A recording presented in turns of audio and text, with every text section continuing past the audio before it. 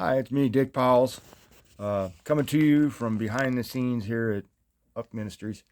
Uh, I wanted to talk to you for a second about, because I'm doing all these videos and things off my phone, all the editing and stuff.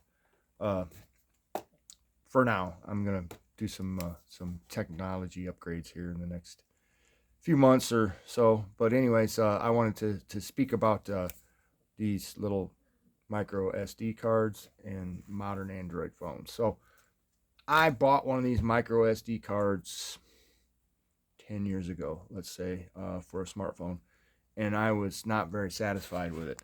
But being as mostly what I do is videos and pictures and all that, it seems to work out real well. So, because I was like down to three gigs of memory in my phone somehow, and everything else was bound up, and I went through and did some erasing of various things that I have backed up, and I found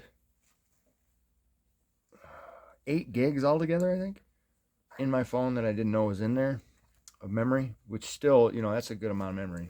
So that kind of fixed my problem I was having with videos, because I was unable to go past 15 minutes. It would cut it off, and then I can't edit because I have no place to store it after it's edited, because you have to have twice as much space, or at least enough space for it to spool it through. Anyway, so I bought one of these memory cards here, and I just went cheap, $10, Amazon, Patriot.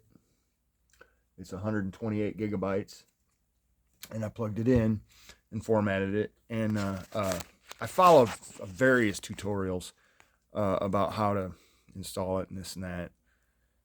In the end, what worked was that I just mounted it, and then I formatted it, and then when I opened my camera, it asked me a question. It said, "Do you want to store everything there?" Of course, I said yes. And ever since then, it's been putting everything on there. But the weird thing about all that is, I also went into developer settings and forced apps to write to that as well.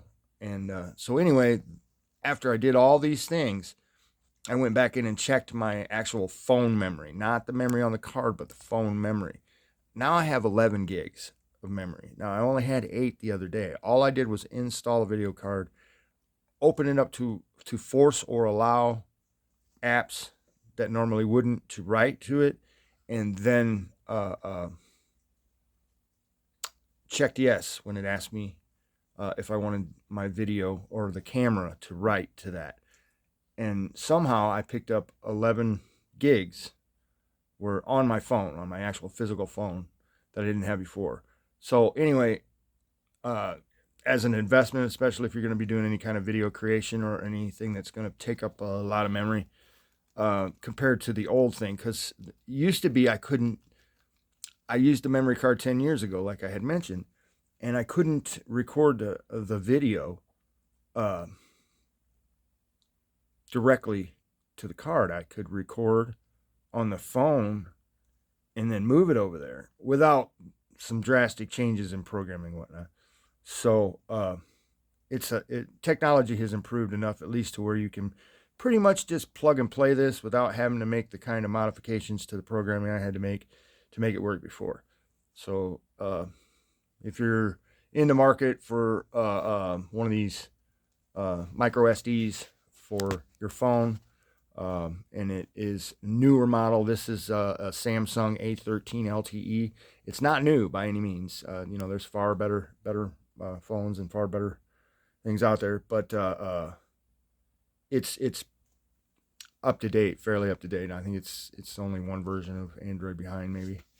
But anyways, they have changed it to where you can really plug and play these SD cards, and if you're getting into video streaming, video producing, or anything like that, it's for $10.